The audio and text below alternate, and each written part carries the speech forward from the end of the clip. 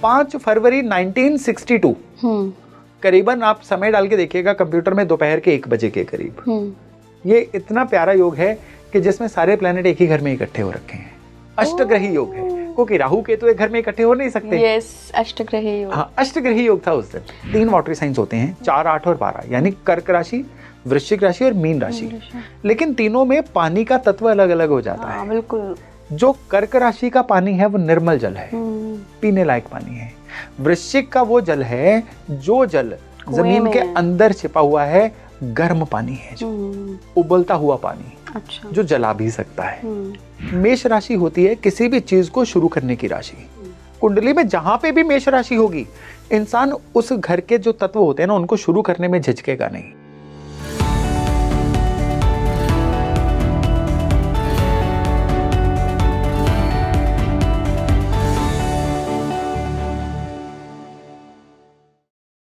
नमस्कार भारत, आप देख रहे हैं स्पीकिंग ट्री। मैं हूं आपके साथ हिला गोस्वामी। आप सभी अपनी जन्म पत्रिका उठाइए और देखिए कि उस पत्रिका में कितने घर हैं जो खाली हैं, क्योंकि ये जो खाली घर है ना, इनकी लॉर्डशिप जिसके पास है वो मैटर करता है। यहाँ पड़ी राशियाँ मैटर करती हैं। तो इसको डिकोड कैसे करें? क्या ये खाली घर कोई भी सिग्निफिकेंस नहीं रखते हैं, या ये बहुत कुछ बताते हैं हमारी सोल जर्नी के बारे में, हम क्या कुछ करेंगे आगे, या फिर हम कर भी पाएंगे या नहीं, कैसे करना है? इन घरों पे जिन ग्रहों की दृष्टियां पड़ रही होती हैं उनका क्या सिग्निफिकेंस होता है, वो क्या डिकोड करने की कोशिश कर रहे होते हैं। आज के पॉडकास्ट में हमने बहुत सरल तरीके से इन ब्लैंक हाउसेस को समझा है।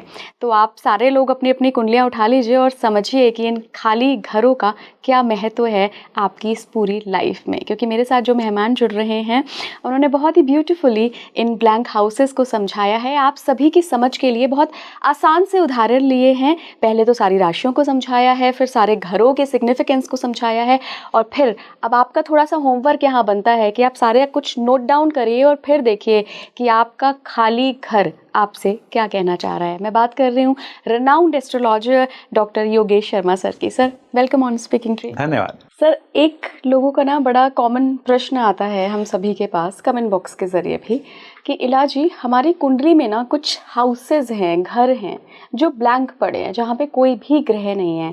क्या इसका कोई सिग्निफिकेंस है हमारे जीवन में? इसको कैसे डिकोड करें? जी बिल्कुल सिग्निफिकेंस है, हर घर का सिग्निफिकेंस है। आप एक चीज को लेके चलिए कि कुंडली में 3 लेयर्स होती हैं। पहली लेयर है घर, दूसरी लेयर है उस घर के अंदर राशि, और तीसरी लेयर है उस राशि के अंदर ग्रह। अब जो कुंडली के अंदर घर हैं वो है 12 और ग्रह हैं 9, तो कुछ घर तो खाली रहेंगे। लेकिन हर घर कुछ कहता है, क्योंकि उसमें प्लेनेट हो ना हो, एक राशि तो रहती है।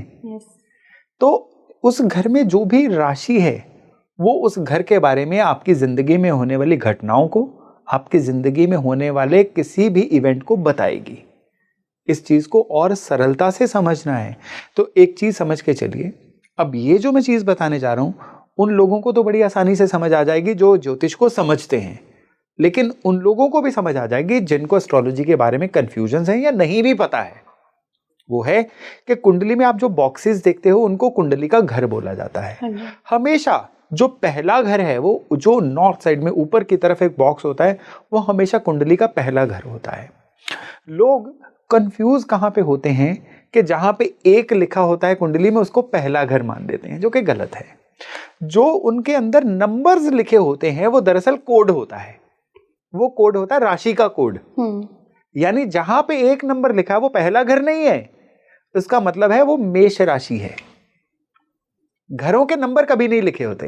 ये पक्का है कि कुंडली में हमेशा पहला घर ऊपर ही रहेगा, 7वां घर उसके 180 डिग्री नीचे रहेगा, दाईं साइड पे जो है 10वां घर रहेगा, बाईं साइड पे जो है वो 4था घर रहेगा, वो पक्का है। और जो नंबर्स लिखे होते हैं वो राशियों के कोड होते हैं। जहां 1 लिखा है वो मेष, जहां 2 लिखा है वो टॉरस यानी वृष, जहां 3 लिखा है वो मिथुन यानी जेमिनाई, 4 कर्क, 5 लियो, 6 वर्गो, 7 लिब्रा, 8 वृश्चिक यानी स्कॉर्पियो, 9 धनु, 10 मकर, 11 कुंभ और 12 मीन। ये होती है डी कोडिंग। हमारे वो दर्शक जिनको ये नहीं पता था, इसी वीडियो को अभी पॉज करें और नोटबुक पे लिख लें ताकि अगली चर्चा उनको समझ आ जाए। बिल्कुल। अब कुंडली में क्या है कि सपोज करिए पहले तो हम लेते हैं जो भरे हुए घर हैं, वो क्या करते हैं। अब उदाहरण के तौर पे उदाहरण आप दीजिए, मैं आपको बता देता हूं कि किस घर में कौन सा प्लेनेट बैठा हुआ है। कोई उदाहरण के लिए मुझे बोल दीजिए। मान लीजिए लग्न में ही आपका कोई प्लैनेट बैठा है, कोई मंगल बैठा है। कौन बैठा है? मंगल बैठा है। और वहां पे नंबर कौन सा लिखा हुआ है लग्न में? नंबर मान लीजिए 12 नंबर है, मीन है। 12 नंबर मीन है। अब इसको डिकोड कैसे करना है? बहुत सरल है। मीन राशि जो होती है वो ज़ोडिएक की आखिरी राशि है। इसका मतलब है कि सारे जिंदगी के एक्सपीरियंसेस लेने के बाद आपको एक ऑडिट करना है, क्या खोया क्या पाया वो देखना है, गैर जरूरी चीजों को छोड़ देना है और अपनी इमोशंस को जिंदगी में कंट्रोल करके अब जीवन में आगे की तरफ बढ़ना है। ये होती है मीन राशि। थोड़ी फिलोसॉफिकल सी राशि है। और मंगल प्लेनेट किस चीज के हैं? ऊर्जा के। मंगल प्लेनेट है आपकी जिंदगी में रिस्पॉन्सिबिलिटीज लेने के, फ्रंट पे आके खेल को खेलने के। और लग्न क्या होता है? आपका बिहेवियर, आपकी जिंदगी में आपका थॉट पैटर्न, ये लग्न है। अब इन तीनों बिंदुओं को मिला लीजिए, बहुत आसान है कि ऐसा इंसान जो है ये जिंदगी में हमेशा जिम्मेदारियां भी लेगा, हमेशा ऊर्जा से भरा हुआ रहेगा और हमेशा जो चीजें उसके लिए रेलेवेंट नहीं है उनको छोड़ने में 1 मिनट नहीं लगाएगा। मंगल फटाफट कर दिया। ये उस तरह की नेचर रहेगी, राइट। अब इसी सिनेरियो को दूसरा लीजिए, मंगल रिमूव कर दीजिए, यहां से खाली है। खाली है। अब खाली है तो यहां पे सिर्फ क्या बचा? पहला भाव आपका बिहेवियर और साथ में बची मीन राशि, यानी चीजों को नए सिरे से सोचना, नए एंगल से देखना और अननेसेसरी चीजों को छोड़ना। तो इनके जीवन में क्या रहेगा कि ये इमोशनल रहेंगे, सोच विचार बड़ा करेंगे, लेकिन अब मंगल वाली तुरंत काम करने की एनर्जी मिसिंग है। तो काफी चीजों को सोच के, इमोशनली चीजों से जुड़ के, फिर कई चीजों में धोखे खा के, उनसे सीख के कई चीजों को जीवन में छोड़ेंगे। फिर कहेंगे हमें तो जिंदगी ने सिखाया, स्कूल में कहाँ हमने सीखा। तो खाली भाव काम तो करेगा, लेकिन वहां पे प्लेयर मिसिंग है जिसको प्लेनेट बोला जाता है। तो वो एक अपने प्रोसेस से काम करेगा। तो सर राशि लॉर्ड कहाँ प्लेस्ड है वो मायने नहीं रखेगा? वो बाद में उसको भी देखेंगे। ओके। इसमें और कई चीजें देखेंगे अभी। अब उस भाव के ऊपर पहली तो बात है कि उस भाव का जो राशि लॉर्ड है। अब जो मीन राशि आपने बोली थी उदाहरण के लिए, मीन राशि के लॉर्ड कौन होते हैं? बृहस्पति। अब वो कुंडली में कहां पे बैठे हुए हैं, उस पे भी लग्न के लॉर्ड की, यानी जो आपने पहला भाव बोला, उसकी ताकत डिपेंड करेगी। अगर तो ये राशि लॉर्ड अच्छी जगह पे यानी केंद्र त्रिकोण में बैठे हुए हैं तो ऐसा इंसान जो है अपने जीवन में सीखने में ज्यादा समय नहीं लगाएगा, बल्कि आप कह लो कि जिनके लग्न लॉर्ड केंद्र या त्रिकोण में बैठे होते हैं वो पीछे से सीखे सिखाए ही आते हैं। पिछले जन्मों की कई अच्छी ट्रेसेस साथ में लेके आते हैं सबकॉन्शियस में। तो इनको एक आभास शक्ति मिल जाती है कि ये करना है, ये नहीं करना है। सही जगह पे गर्दन ऊपर नीचे हिलेगी, गलत जगह पे गर्दन दाएं बाएं हिलेगी। लेकिन यही अगर इनके लग्न लॉर्ड यानी बृहस्पति 6, 8, 12 में बैठे होंगे, खराब घरों में बैठे होंगे, तब ये क्या करेंगे? गिर के फिर सीखेंगे आगे से यहाँ नहीं गिरना है। यानी सीखेंगे जरूर। मीन राशि है, गुरु की राशि है, सिखाएगी, लेकिन सीखेंगे एक्सपीरियंस करने के बाद। आभास शक्ति नहीं होगी। तो खाली प्लेनेट क्या करते हैं, खाली घर क्या करते हैं, उसके लिए हमें सभी 12 राशियों के तत्व और सभी 12 घरों के तत्व पता होने चाहिए। उनको मैच करेंगे तो ये राज अपने आप आपके लिए खुलते चले जाएंगे। बिल्कुल बिल्कुल। तो सर मान लीजिए अगर किसी का 2nd हाउस खाली है, वहां पे कोई भी राशि पड़ी हो लेकिन खाली है, तो क्या हम फिर राशि से उसका प्रेडिक्शन करेंगे? इसको समझने के लिए फटाफट से अगर मैं 12 राशियां 12 घरों का आपको तत्व बता दूं तो कनेक्ट करना जो है वो बड़ा आसान हो जाएगा। आपके थ्रू हमारे जो वैल्यूएबल दर्शक हैं वो भी इसको कनेक्ट कर पाएंगे। तो अगर 12 राशियों की बात करें, मेष राशि होती है किसी भी चीज को शुरू करने की राशि। कुंडली में जहां पे भी मेष राशि होगी, इंसान उस घर के जो तत्व होते हैं ना उनको शुरू करने में झिझकेगा नहीं। अच्छा। सपोज करिए 5वां भाव सीखने का भाव है, एजुकेशन का भाव है, वहां पे 1 नंबर लिखा होगा, मेष राशि होगी, तो इसका मतलब है वो नया कोर्स करना, वो 50 साल का भी होगा नया कोर्स ज्वाइन कर लेगा, कुछ भी नया सीखने से नहीं घबराएगा। अगर यही मेष राशि 10वें भाव में होगी, 10वां भाव काम कारोबार का है, वो नए नए काम में एक्सपेरिमेंट करता रहेगा, नया काम करना। 4थे भाव में होगी, वो प्रॉपर्टी नहीं लेता रहेगा, प्रॉपर्टी का भाव है। अच्छा। यानी कुछ भी नया करना उसके लिए और फटाफट करना वो उसके लिए बहुत ज्यादा एक प्रो एक्टिविटी बन जाएगी। ये इस केस में जहाँ भी मेष राशि पड़ी है वो घर खाली है, ये इस केस में होगा।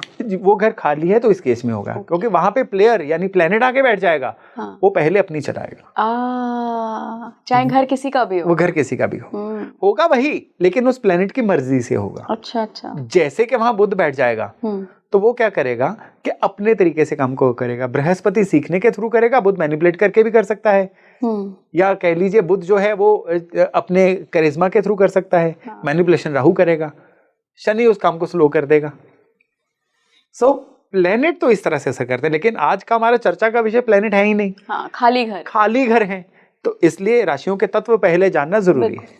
तो अगर वृष राशि होगी, वृष राशि होती है आपके जीवन में आपकी बिलोंगिंग्स की, वो पोजेशंस जो प्राउडली आप लोगों को दिखाते हो कि ये मेरा गहने हैं, ये मेरा घर है, ये मैंने कमाया है, मेरे पास ये वाली चीजें हैं, जो वो चीजें जो हम छिपा के नहीं रखते, हम ऐसा कहते जगत उसको देखे, हमें अप्रिशिएट करे, वो सारी चीजें वृष राशि से जुड़ी हुई हैं।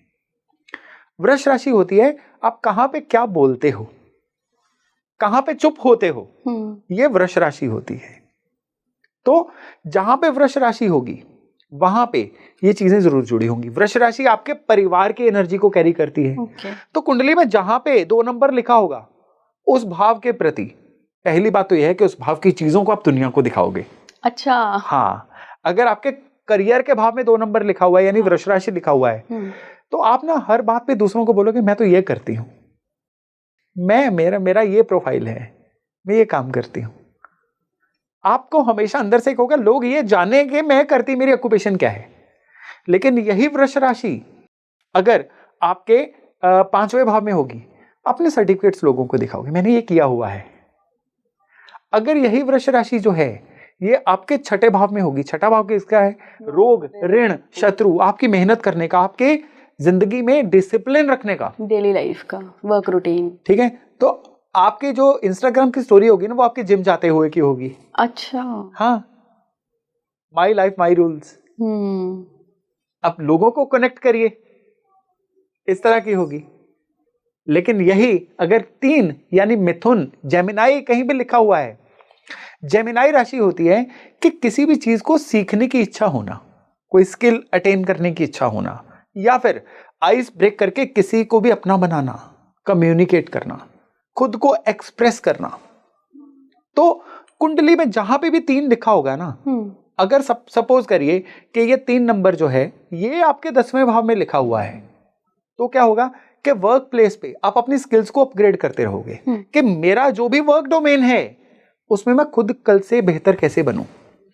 स्किल स्किल स्किल, या मुझे मेरे वर्क डोमेन पे एक नेटवर्किंग बनानी है। हाँ, ये एट्रीब्यूट रहेगा मिथुन राशि का। और जहां कर्क राशि होगी उस भाव के प्रति आप इमोशनली जुड़े होगे, इमोशंस की राशि है, वहां पे हमेशा प्रोटेक्टेड फील करना आपकी प्रायोरिटी रहेगी।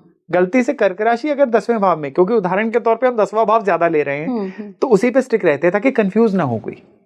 10वें भाव में अगर कर्क राशि आ जाए तो काम में ना पहले आप सिक्योर्ड फील करोगे, प्रोटेक्ट रखोगे खुद को कि गलत साइन ना हो जाए। अच्छा भाई, मैं तो पॉलिटिकली करेक्ट रहूंगी ताकि मेरी नौकरी को खतरा ना हो। ये होता है कर्क राशि जब आपके कर्म के भाव के साथ जुड़ जाए, और उसके साथ साथ काम के साथ इमोशनली जुड़ जाओगे कि इस काम में ना मेरी भावनाएं जुड़ी हुई हैं, इसको मत छेड़ना।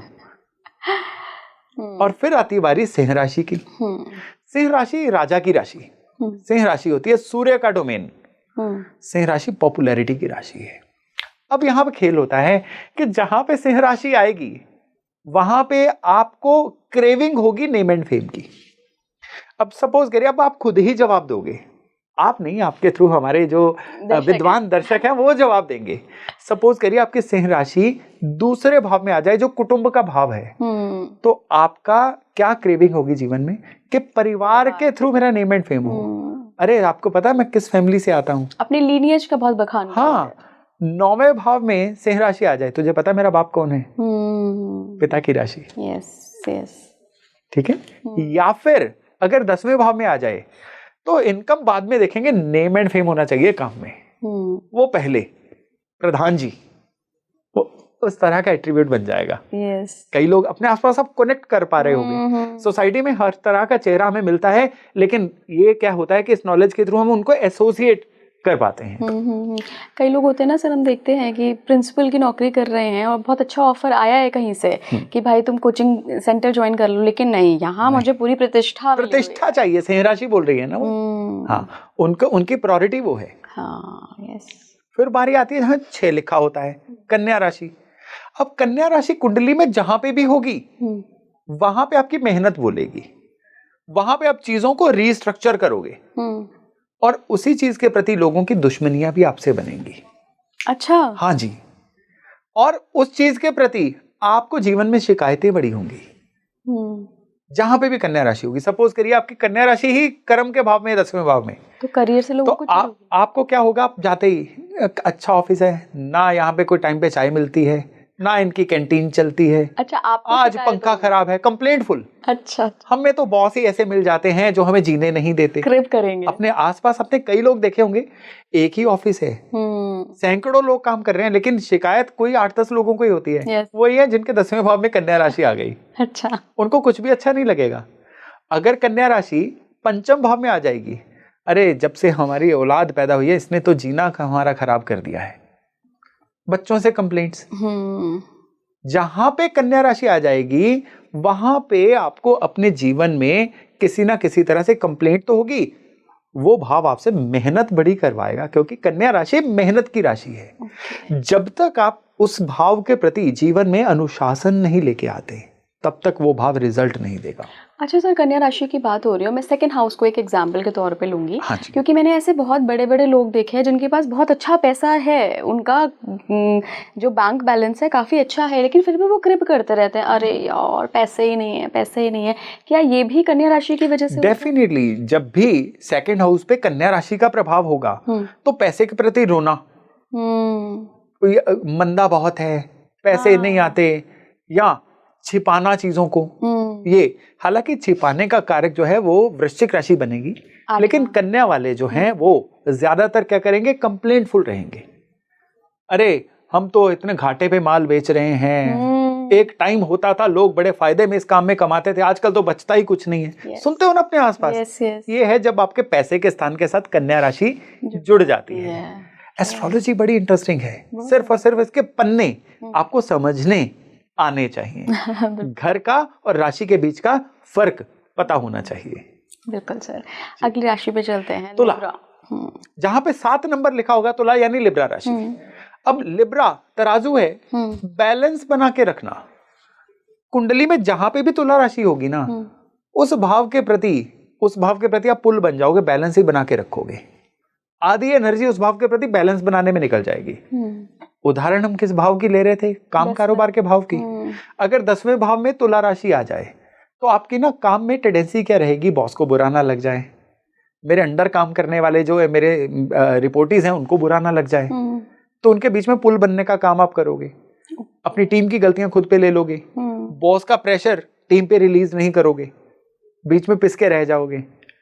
तो अगर यही कन्या राशि 7वें भाव में आ जाए तो शादीशुदा जिंदगी में बैलेंस बना के रखना बड़ी एनर्जी कंज्यूम हो जाएगी। जहां पे तुला राशि होती है ना, वहां पे एनर्जी बड़ी कंज्यूम कराती है, और ज्यादातर एनर्जी प्रोडक्टिविटी में नहीं जाती, चीजों का बैलेंस बनाने में, पॉलिटिकली करेक्ट होने में, डिप्लोमेटिक होने में निकल जाती है। और सर लग्न में आ जाए तब किस में बैलेंस बनाएंगे? खुद की एनर्जी में, मेरी बात का किसी को बुरा ना लग जाए। हाँ, लेकिन तुला राशि का एक बहुत अच्छा तत्व होता है, क्वालिटी बहुत देती है ये। तो जो भी तुला राशि जहां पे आएगी ना, आपके काम की क्वालिटी वहां पे दिखेगी। क्वांटिटी नहीं प्रोड्यूस कर पाओगे, लेकिन क्वालिटी हमेशा वहां पे दिखेगी।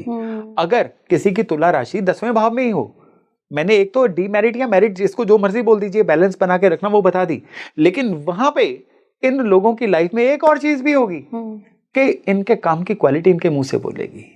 कभी भी इनके काम में नुक्स नहीं निकाल पाओगे या गलतियां नहीं निकाल पाओगे। और यहीं पे दिक्कत भी आती है कि लोग इनसे जलना भी शुरू हो जाते हैं, क्योंकि इतना परफेक्ट काम कौन कर सकता है।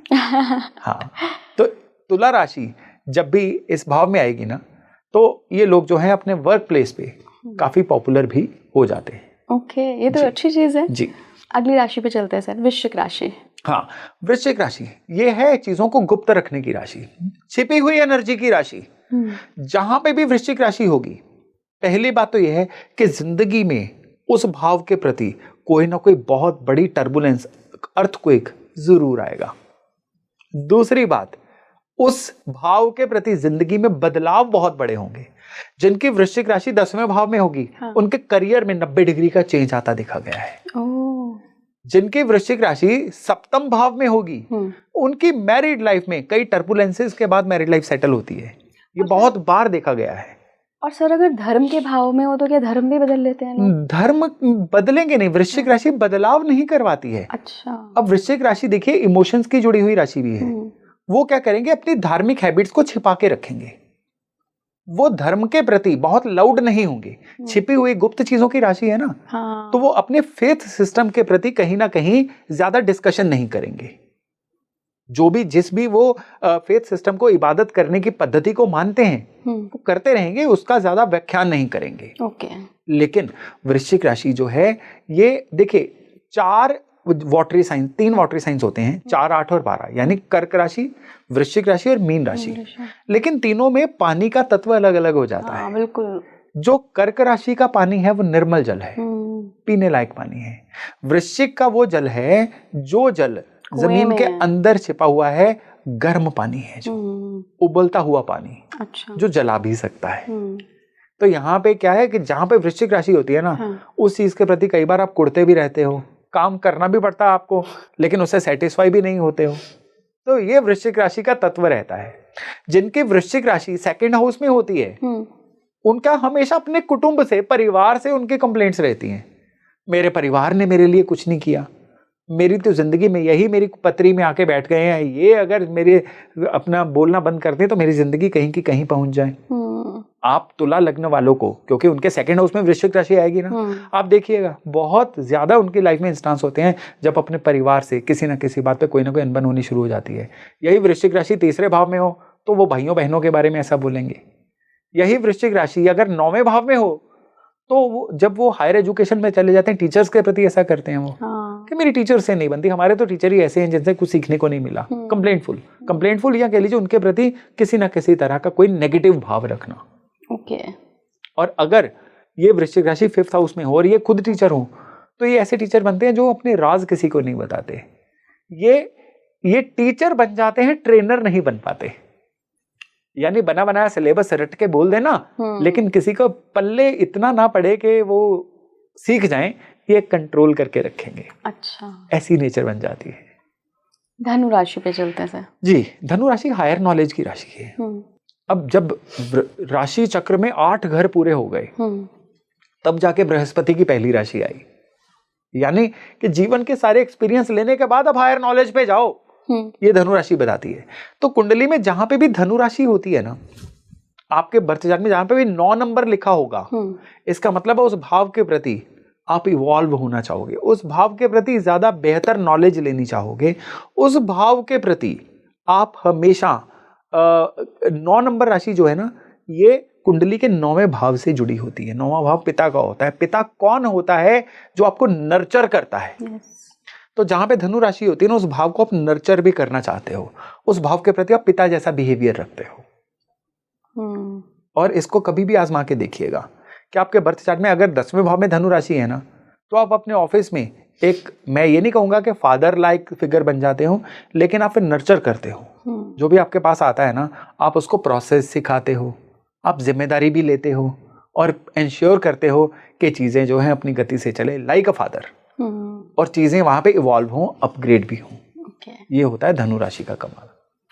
10वीं मकर राशि कर्म की ही राशि है। कर्म की राशि, कर्म की राशि मकर राशि जो है शनि की राशि। अब देखिए 9 घर पूरे हो गए तब शनि ने अपना जो है इंट्रोड्यूस हुए, राइट। तो शनि जो है डिसिप्लिन के कारक है। तो मकर राशि जहां पे होती है, ये शनि का बेटर साइन नहीं है, मूल त्रिकोण राशि नहीं है, कुंभ है वो कुंभ होती है। तो जहां पे मकर राशि होती है ना, वहां पे इंसान को मेहनत बड़ी करनी पड़ती है, बहुत। तो कुंडली में जहां पे मकर राशि आ गई, समझो उस घर के प्रति तो वाट लगने वाली है, बड़ी मेहनत करवाएंगे वो। और उस भाव के प्रति इंसान जो है, जब तक कर्मठ नहीं होगा तब तक उसकी गति नहीं होगी। अब मकर राशि 10वें भाव में आएगी तो वर्क प्लेस पे उसको करनी पड़ेगी। अब मकर राशि सपोज करिए किसी के खर्चे के घर में आ गई, तो क्या खर्चा करने में वो मेहनत करेगा? इतना नहीं आसान होता। इसका मतलब ये है कि 12वें भाव के और एट्रीब्यूट क्या है? 12वें भाव के एट्रीब्यूट्स होते हैं कि आइसोलेशन में रहना। जिनके 12वें भाव में मकर राशि आ जाएगी तो वो जब तक अपने जीवन में आइसोलेट नहीं रह पाएंगे, उनके काम कारोबार में टर्न अराउंड नहीं आएगा। शनि काम कारोबार के कारक है ना, तो हमें राशि की एनर्जी को घर की एनर्जी के साथ जोड़ देना है और आपको ब्लैंक जो आपकी कुंडली का भाव है ना, खुद ब खुद आपसे बातें करना शुरू हो जाएगा। अगली राशि पे चलते हैं, कुंभ राशि। कुंभ राशि होती है कि जो आपके पास है वो आपने लोगों को बांट दिया। कुंभ राशि का आप सिंबल भी देख लो ना, अमृत पिलाता हुआ इंसान। जो आपके पास अमृत था आपने बांट दिया। कुंभ राशि होती है आपकी नेटवर्किंग करने की राशि। कितने लोगों से जुड़े। अब देखिए, कहते हैं सफलता का पैमाना क्या होता है। सफलता का पैमाना ये नहीं है कि आप एक महीने के कितने पैसे कमा रहे हो। सफलता का पैमाना ये भी नहीं है कि आपको कितने लोग जानते हैं। सफलता का दरअसल पैमाना ये है कि जब आपको जरूरत पड़ी कितने लोग आपकी हेल्प के लिए आए। ये होती है असली सफलता। यस। देखिए, किसी के मरने के बाद उसके 13वीं पे बहुत सारे लोग आएंगे, पर उसने तो नहीं देखे। कहते हैं असली सफलता यह है कि आज आपको सपोज करिए कि 10 लाख की जरूरत पड़ी, अगले 10 मिनट में 10 लाख आपकी टेबल पे ढेर हो जाए और लोग ये भी ना पूछें कि वापस कब आएंगे। ये कमाई है आपकी, ये कुंभ राशि करवाती है। जहां पे कुंभ राशि होगी आपके जीवन का सपोर्ट सिस्टम वहां से आएगा। अच्छा। जहां पे कुंभ राशि होगी उस एरिया के प्रति आपकी नेटवर्किंग अगर आप बना लो तो वो आपकी जिंदगी की असली कमाई होगी। सपोज करिए कुंभ राशि अगर 4th हाउस में आ जाए तो 4th हाउस होता है जनरल पब्लिक के लिए भी। yes. 4th हाउस होता है कि आपका ऐसा एरिया जहां पे आप कंफर्टेबल फील करते हो, आपका कोर डोमेन। तो ऐसे इंसान जो है अपने कोर डोमेन में अपने वर्क लाइफ बैलेंस को बना के रखे, वही उसकी जिंदगी में काम आने वाले लोग हैं। और अगर यही कुंभ राशि जो है ये 11वें भाव में ही आ जाए तो उसके दोस्त ही उसकी दाई बाई बाजू होंगे। अच्छा। दोस्तों से ना बिगाड़े कभी, फिर उसके दोस्त ही उसके काम आने वाले हैं। तो इस तरह से ये कुंडलियां डिकोड होती हैं। और सर अगर 12वें भाव में आ गया तो क्या फॉरेन लैंड से उसको फायदा होगा? फॉरेन लैंड से भी फायदा होगा, या फिर 12वां भाव है तो वो क्या कहता है, अध्यात्म का भाव है। व्हाट इज अध्यात्म? आत्म अध्ययन। खुद के अंदर झांको, जब भी जरूरत होगी आप ही खुद के काम आओगे। आपके अंतरात्मा की आवाज ही आपकी मित्र है।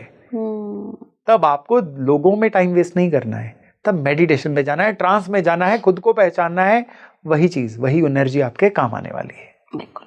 आखिरी राशि की बात कर लेते हैं। 12वीं राशि मीन जहां आती है। मीन राशि जहां पे आती है, हमने इसी चर्चा के शुरू में मीन राशि की बात की थी। तो मीन राशि जो है ना, ये लेट गो की राशि भी है। अब क्या है, कुंडली के 11 भाव बीत गए, सारी जिंदगी के सारे एक्सपीरियंस हो गए। अब कौन सी रेलेवेंट चीजों को रखना है, किनको छोड़ना है, ये मीन राशि बताएगी। कौन सी भावनाएं थी जिन्होंने जीवन में ऊपर उठाया, कौन सी भावनाओं ने आपको रोक के रखा। जीवन में बॉटल नेक कहां पे आती है, जहां पे आपकी गति रुक जाती है। अब मीन राशि उनको पहचानना सिखाती है।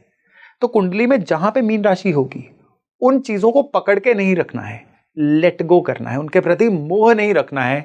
तभी जीवन में आप तरक्की कर पाओगे, तभी जीवन में आपका स्टेट ऑफ फ्लो आ पाएगा। सर ये तो हमने राशियों के बिहेवियर को, उनके नेचर को और उसके हिसाब से हाउसेस को समझ लिया पूरा, बहुत एक सिस्टमैटिक तरीके से। अब मैं ये जानना चाहूँगी कि लोगों ने नोट कर लिया होगा कि उनके ब्लैंक हाउसेस में कौन सी राशियाँ पड़ी हैं। जिन लोगों के एक या एक से ज़्यादा ब्लैंक हाउसेस हैं, वो कैसे डिकोड करें इन हाउसेस को? देखिए, सबसे पहली बात ये है कि सभी हाउसेस को डिकोड करना है ना, तो आपको सबसे पहले हाउसेस के एट्रीब्यूट भी पता होने चाहिए। जैसे कि जो लग्न है, ये क्या है, बॉडी और माइंड के बीच का कॉम्बिनेशन। आप जीवन में सोचते कैसे हो, दिखते कैसे हो, दुनिया को किस नजर से देखते हो, ये आपका लग्न होता है।